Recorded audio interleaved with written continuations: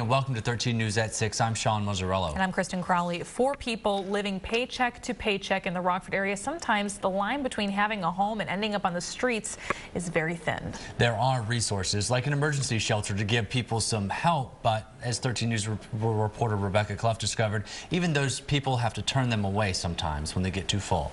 Okay. And then, of course, I got a little of everything. I got coffee here. For 2 weeks, this was Terry Slothauer's home.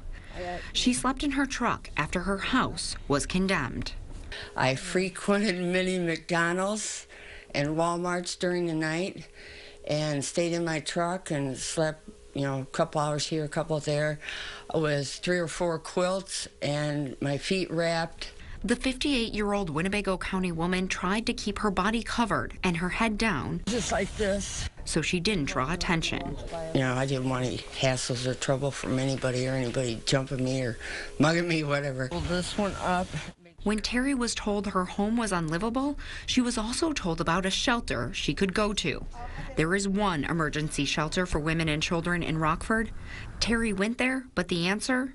No room. People don't really think about that. They think, well, there's always room at the shelter, but we get to capacity, and then after that, that's it.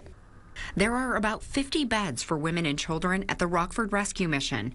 Most of the year, all those have been filled. Since September, the Rockford Rescue Mission says it turned away more than 130 people, just like Terry. What's your plan to make it through this winter? I don't know. I don't know. I don't even want to think about that. Because if it was like it was last year, in the dead of winter, we did not have the capacity for women and children. Cozy says there needs to be more options for women and children in the city because the only option they have is to send people back outside. For staff to have to turn someone away at the door or help them get to the public safety building so that they can get out of the environment is heart-wrenching, but that's all we could do. Men in Rockford than women. The rescue mission says tonight it does have room at its women's shelter, but if just a few mothers with children come in, that answer could quickly change. Sean, back to you.